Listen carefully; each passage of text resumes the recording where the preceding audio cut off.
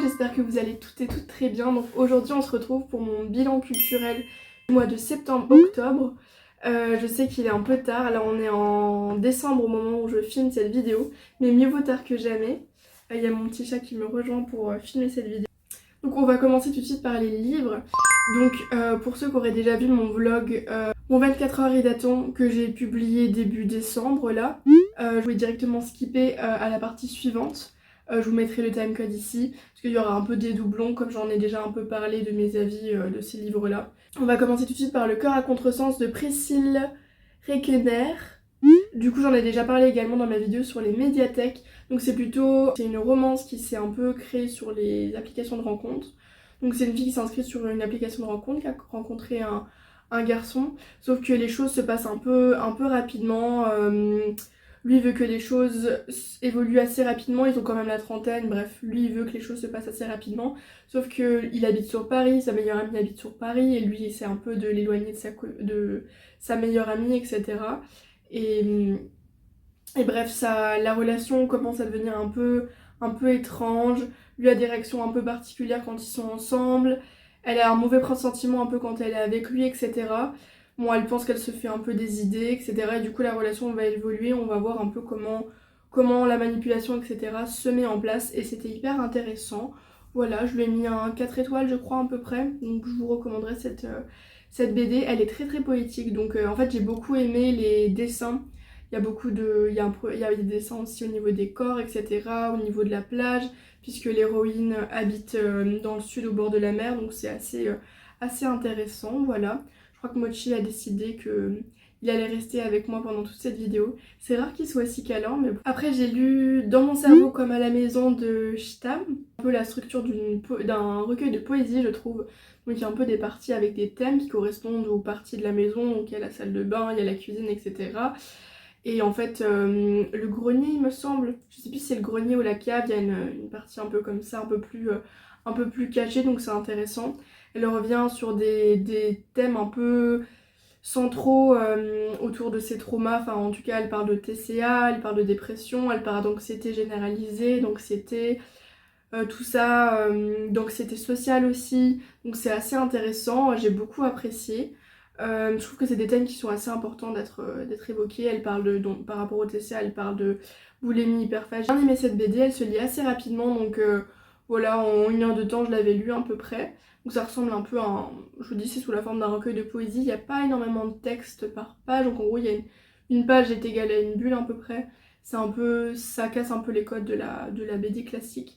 Ce que j'ai un peu moins apprécié, c'est que j'ai trouvé qu'il manquait un peu d'espoir à la fin de la bande dessinée. J'aurais aimé qu'il y ait un petit peu plus d'espoir. Après, c'était un ressenti personnel. J'aime bien aussi dans les recueils de poésie, malgré que ça peut parler de sujets un peu traumatiques, que je trouve toujours intéressant de voir un peu le point de vue de certaines personnes, de pouvoir se reconnaître également, que certains sujets importants soient évoqués.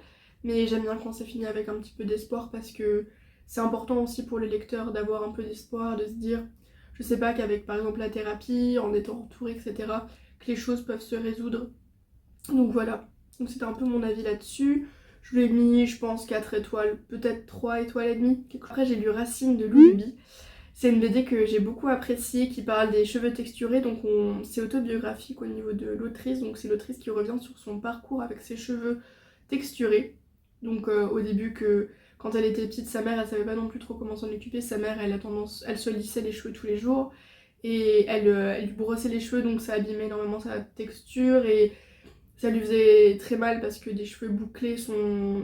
Et elle a des cheveux presque crépus je crois, en tout cas des cheveux assez texturés, des grosses boucles, des boucles serrées.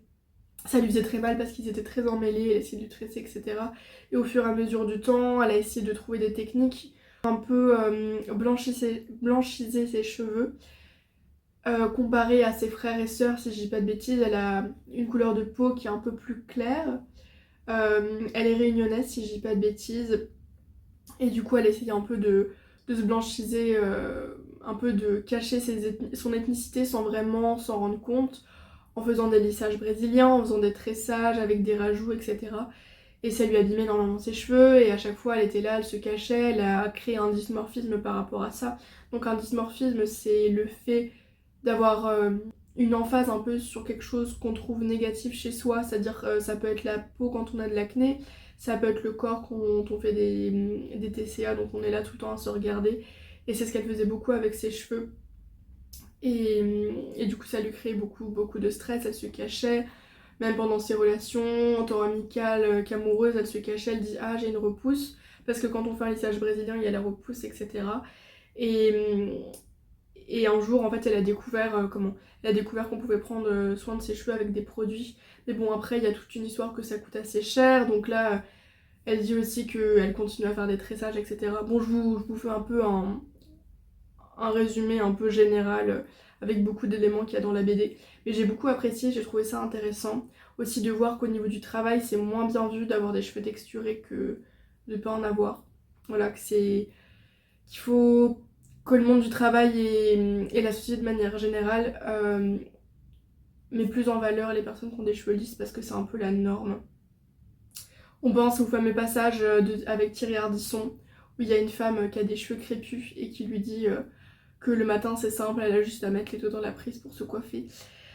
Donc voilà, c'est un peu compliqué, et puis qu'il a sexualisé énormément, je sais pas si vous avez vu ce passage là, je déteste Thierry Ardisson, mais bon ça c'est encore autre chose, mais vraiment ce qu'il dit c'est inimaginable, enfin c'est... Bref, passons à autre chose. Donc j'ai beaucoup aimé cette BD, je lui ai mis un 4.5 je crois étoile. Voilà.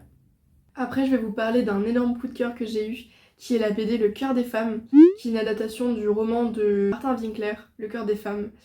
C'était vraiment un énorme coup de cœur. Je suis pas quelqu'un qui lit beaucoup de, on pourrait dire littérature blanche, parce que Le Cœur des Femmes, c'est plutôt classé en littérature blanche. Mais j'ai été énormément surprise par cette BD, c'était un gros coup de cœur.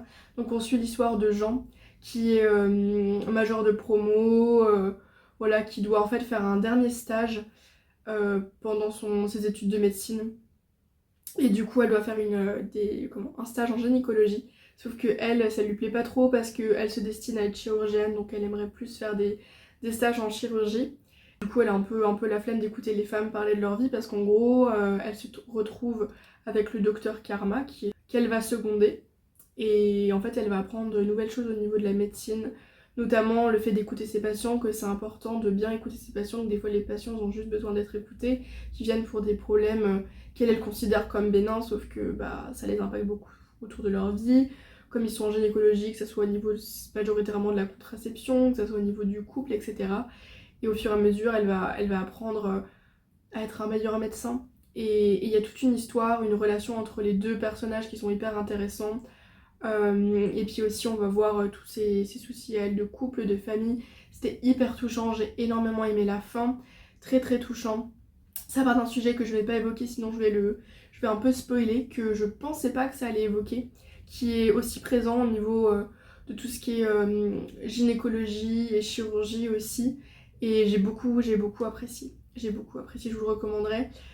Je pense que j'ai dû noter quand même un bon 5 étoiles ou 4.75 parce que c'est rare qu'un roman me fasse pleurer, une BD me fasse pleurer, il me semble que j'ai dû pleurer à la fin, voilà.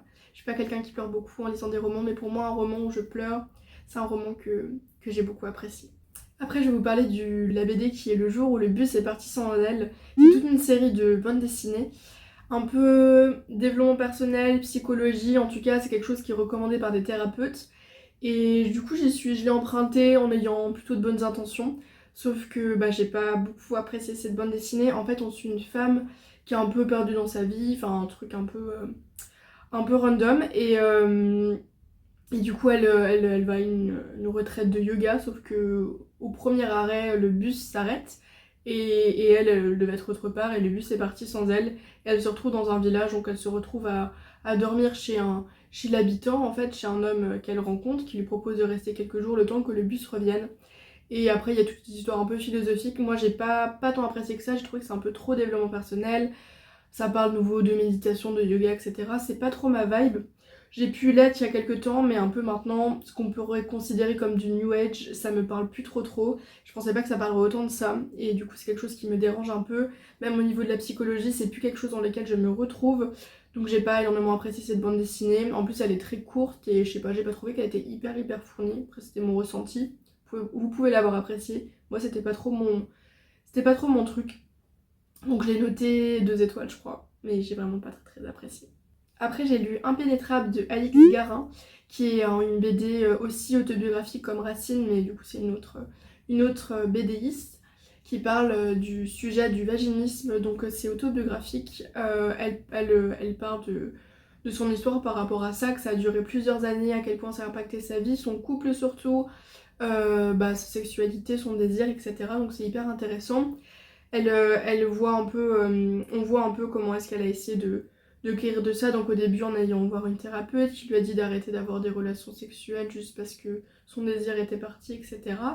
Et que juste ça la faisait souffrir. Donc comment est-ce que ça a impacté son couple par rapport au fait que son copain avait une libido plus importante qu'elle, etc. Enfin c'était hyper intéressant de voir un peu tout le cheminement qu'elle a fait jusqu'à guérir, puisque à la fin il y a quand même du positif, elle guérit.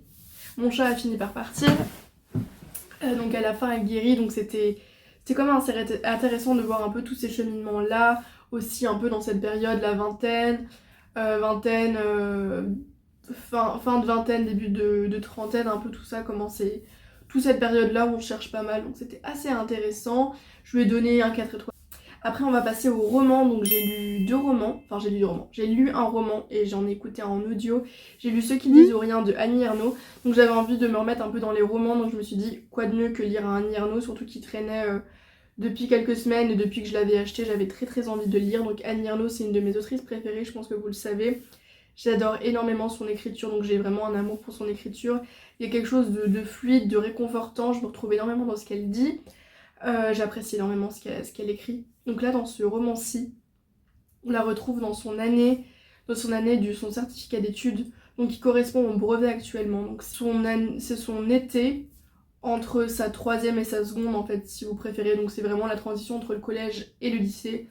Donc il y a tout ce truc autour de l'été, c'était très enveloppant, j'ai beaucoup apprécié, j'ai lu ça là du coup fin septembre je crois, début octobre, et il y avait encore c'est un peu cette vibe de l'été, j'ai beaucoup apprécié. On suit un peu comment est-ce qu'elle essaie de rester socialisée pendant l'été. C'est toujours une période un peu compliquée, on se sent des fois un peu seule, un peu enfermée avec les parents, etc. Ça parle de son premier amour, de sa première fois. C'était hyper intéressant, j'ai beaucoup aimé cette vibe autour de l'été. Je dirais que c'est mon troisième Annie Ernaux préféré sur 5 que j'ai lu. Bon, c'est quand même plutôt positif. Il se lit assez rapidement puisqu'il est assez court et je sais pas, j'ai beaucoup apprécié. Après j'ai écouté La légende du Vallon endormi en audio sur YouTube, j'ai trouvé sur YouTube, j'ai envie d'un petit truc à écouter. Donc ça se passe dans une ville, dans le Vallon endormi du coup, qui se situe dans l'état de New York. En fait on suit un instituteur qui vient d'arriver dans la région, et donc un nouveau instituteur, et en fait il y a toute cette légende autour du cavalier sans tête qui traîne un peu dans la ville, qui rôde, comme quoi il aurait fait son apparition dans la ville, et un soir qui rentrait chez lui, il se retrouve face à face où il va rencontrer le fameux cavalier sans tête. Donc c'est un peu toute cette histoire là. Ça fait un peu plus de 100 pages je crois, une centaine de pages. J'ai trouvé qu'il y avait un peu des descriptions un peu lourdes, j'ai trouvé, mais sinon c'est très automnal, très halloweenesque, donc j'ai quand même bien apprécié. Je donnerais un 3 étoiles, je lui ai mis 3 étoiles je crois sur Goodreads, donc voilà, c'était une petite lecture sympatoche. Donc après on va passer au film. Donc j'ai été voir tout début septembre, j'ai été voir Beetlejuice, donc Beetlejuice 2. Qu'est-ce que j'ai fait? Beetlejuice 2. L'histoire d'une famille qui est un peu autour, qui aime bien tout ce qui est mystique, ésotérique, tout ça. Donc un peu autour des monstres et tout ça, qui aime bien tout ça. Donc la mère, elle anime une émission en fait où elle va exorciser des maisons, si je dis pas de bêtises. Et puis après on voit un peu sa relation avec sa fille, qui est l'actrice qui est jouée par Jenna Ortega. Je vous mettrai la photo par ici. Donc on voit un peu leur relation un peu compliquée, et en fait elles vont petit à petit se rabibocher parce qu'en fait il lui arrive quelque chose. À la fille justement jouée par Jenna Ortega, et du coup la mère va l'aider, etc. Il va y avoir toute cette histoire autour de Beetlejuice aussi, que si elle dit 3 fois Beetlejuice, il apparaît. Et après elle se retrouve enfermée un peu dans cette espèce de maquette qui traîne en haut de la maison. Bon je dirais pas plus pour pas trop spoiler, mais c'était quand même assez... J'ai bien apprécié. Il y avait un peu cette vibe que j'avais eue avec, comment que c'était, Jumanji, quand j'avais regardé Jumanji 1 et 2. C'est un peu cette vibe là qui fait un peu... vous savez les films un peu d'automne, enfin le film d'Halloween, cette vibe un peu de Noël, c'est un peu ces films un peu enveloppants qui sont sympas à regarder. J'ai passé un, un bon moment en le regardant, c'était plutôt sympa. Après j'ai enfin terminé la saga Twilight parce que je n'avais jamais regardé tous les films Twilight. Ils avaient passé en fond quand j'avais été en colo quand j'étais petite, mais sinon je n'ai jamais vu tous les Twilight. Donc je vais un peu vous faire mon classement. Donc top 1, on a le film 1 et 4. Donc le 1 c'est un peu, enfin voilà, le celui qui ouvre un peu sur la série que j'apprécie bien, il y a des bonnes musiques, etc. Le 4, j'ai bien aimé au final autour de l'intrigue, même s'il y a beaucoup de choses que je trouve pas toujours très très vraisemblables, un peu cringe, etc. C'est un peu mes préférés. Après, on a le 3. Et après, les pires, mais vraiment pire de pire, vraiment c'est le 2. Déjà le 2, je ne comprends pas ce scénario, j'ai détesté le 2 quand ils partent en Italie, je sais pas quoi, que lui il fait semblant de mourir, qu'elle elle meurt, que je sais pas quoi. Et le dernier. Le dernier juste avec l'histoire du bébé, l'histoire de confrontation. Bref, c'est les deux que j'ai vraiment détesté. Bon, c'est toujours un peu cringe, un peu gênant, Twilight. Mais j'aime quand même, il y a un côté enveloppant, un côté, ça me rappelle un peu mon adolescence, même si je ne les ai pas forcément regardés, il y a ce côté un peu enveloppant, très automnal. J'aime beaucoup les musiques, je continue toujours à écouter les musiques, je sais pas, j'aime bien cette ambiance un peu d'automne-hiver, j'aime bien les musiques, il y a des bons choix, et je sais pas, il y a quelque chose d'un peu réconfortant. Donc je dirais pas que c'est une série coup de cœur, mais une saga coup de cœur, mais c'est toujours sympa à regarder, voilà. Vous me direz dans les commentaires vous ce que vous pensez de Twilight parce que je sais que c'est un peu... Il y a des gens qui apprécient, il y a des gens qui détestent. Moi je suis un peu entre les deux, je trouve ça cringe mais à la fois je trouve que ça fait passer un bon moment. Après je vais vous parler des séries, donc j'ai 2 séries à vous présenter. Donc j'ai commencé Desperate Housewives, donc j'ai regardé la saison 1. La série est quand même assez longue donc j'ai pas tout regardé. Là je fais un peu une pause sur la série mais j'ai quand même... j'apprécie pas mal, donc on suit 4 femmes qui habitent à Wisteria Lane. Donc c'est un peu une même rue, un même quartier dans une ville. Donc il y a Brie, il y a Suzanne, Lynette et Gabrielle. Ma préférée c'est Suzanne, parce qu'elle a un peu une relation avec sa fille qui me fait penser à Gilmore Girls. J'aime bien, je sais pas, la romance avec le plombier et tout, j'aime bien. Il y a quand même pas mal de choses problématiques, notamment Gabrielle qui se met à tromper son mari avec un mec qui est mineur. Voilà, et qu'à chaque fois, quand lui veut essayer de partir, fuir de la relation, elle essaie de le ramener vers elle, un peu en mode manipulation. Gabrielle, je crois que c'est le personnage que j'apprécie le moins. Sinon, Lynette, elle est aussi, j'apprécie beaucoup, elle se dévoue beaucoup à sa famille. Il y a toute une chose autour du féminisme, je trouve, qui essaie d'être implémentée, même si je trouve que la série n'est pas féministe du tout, hein, à proprement parler. Il y a beaucoup de choses très clichés, justement, autour des femmes qui doivent avoir un foyer, etc. Bref, il y a des choses un peu quand même problématiques autour du féminisme. Mais j'aime quand même le personnage de Lynette, puisqu'il dénonce pas mal de choses. Le fait que c'est elle qui doit tout s'occuper par rapport aux enfants, que son mari n'est pas très présent, mais continue à la critiquer sur la manière dont elle s'occupe de ses enfants. Notamment ses 2 fils qui sont pour moi clairement hyperactifs et qui ont des problèmes d'hyperactivité. Et que son mari lui dit: ah bah maintenant que t'as abandonné ton boulot, eh ben, est-ce que tu t'occuperais pas de tes enfants pour faire leur éducation à la maison? Voilà, parce qu'ils sont virés d'école en école. Bref, c'est des trucs que je trouve, il y a quand même des choses à soulever par rapport à cette série-là. Mais j'apprécie quand même, c'est plutôt sympa pour passer le temps. Moi, je regarde un peu, j'aime bien ce genre de série pour un peu faire ma cuisine, le ménage. Je fais du crochet aussi en attendant, comme ça, j'ai pas besoin d'être hyper attentif, comme avec par exemple l'Attaque des Titans, où il faut vraiment rester hyper attentif. Je regarderai des fois à nouveau les épisodes pour essayer de tout suivre. Là, avec Desperate Housewives, c'est plutôt chill. On peut mettre ça en fond. Ce que j'apprécie aussi, c'est qu'il y a un peu la même vibe que Gossip Girl et Pretty Little Liars. D'ailleurs, Pretty Little Liars a été inspiré de Desperate Housewives. Donc il y a un peu ce même truc avec un mystère aussi sous-jacent. Il y a eu une mort, la mort d'une des filles du groupe, si je dis pas de bêtises. On va essayer un peu de comprendre ce qui s'est passé autour d'une famille un peu mystérieuse. On sent que le plombier, il y a un peu anguille sous roche et quelque chose. J'aime bien. Il y a un peu cette vibe un peu Pretty Little Liars, mais en un peu plus drôle, je dirais. Un peu moins mystérieux et un peu moins thriller, j'ai envie de dire, que Pretty Little Liars, si c'en est vraiment un. Voilà, un peu moins dramatique, je dirais, un peu plus drôle. Donc c'est plutôt sympa à regarder. Après, début septembre-octobre, ça rime vraiment avec le retour du meilleur pâtissier. Pour moi, c'est vraiment une tradition. Ça faisait quelques années que j'avais pu regarder, mais là, j'avais très très envie de regarder le meilleur pâtissier. Donc je regarde sur M6 Replay quand j'ai envie de regarder la suite de la série. Donc c'est plutôt sympa, c'est hyper cocooning. On retrouve les mêmes personnages, enfin les mêmes personnages, les mêmes personnes que sont Mercotte et Cyril Lignac, donc c'est toujours intéressant avec la présentatrice. On découvre des personnages. Je dis des personnages, ce n'est pas une série, c'est filmé, c'est pas des acteurs qui sont là, qui pâtissent et tout, et c'est toujours intéressant, donc on voit des techniques, ça donne envie de pâtisser, ça m'a donné envie également de pâtisser un peu pendant ce mois de septembre-octobre, ces moments un peu d'automne. Donc voilà, j'apprécie beaucoup, c'est très réconfortant, avec toujours les mêmes musiques, les mêmes génériques qui reviennent, ça donne ce côté un peu familial qui me rappelle un peu la maison, puisque je regardais ça surtout avec mes parents. En automne-hiver, donc voilà, c'est un peu la série que je me suis mise à regarder. Donc c'est tout pour cette vidéo, j'espère qu'elle vous aura plu. Donc je sais qu'on est début décembre et que cette vidéo va sortir début décembre et qu'on parle de septembre-octobre, mais je me dis c'est toujours mieux d'un peu de filmer cette vidéo, sinon je vais jamais le faire et je regretterai un peu l'année prochaine. Donc voilà, j'avais un peu envie de finir cette série. Donc la prochaine vidéo, j'espère, sortira plus tôt sur novembre-décembre pour essayer d'un peu faire un moins grand gap entre les vidéos. Bref, tout ça pour dire que n'hésitez pas à me donner un peu vos recommandations en commentaire de séries, de livres, etc. J'aime beaucoup quand vous m'en donnez. Ça arrive de temps en temps que vous soyez dans les commentaires à me donner des recommandations de livres ou de séries et j'apprécie, donc souvent je les note. J'essaie un peu de regarder pour les lire ou les regarder plus tard. Donc voilà, n'hésitez pas. J'espère aussi que cette vidéo vous aura donné des idées de séries et de livres à regarder ou de films, etc. Donc voilà, j'espère que cette vidéo vous aura plu et on se dit à une prochaine vidéo. Voilà, prenez soin de vous, puis bonne matinée, bon après-midi ou bonne soirée en fonction de l'heure à laquelle vous regardez cette vidéo. Ciao, bisous.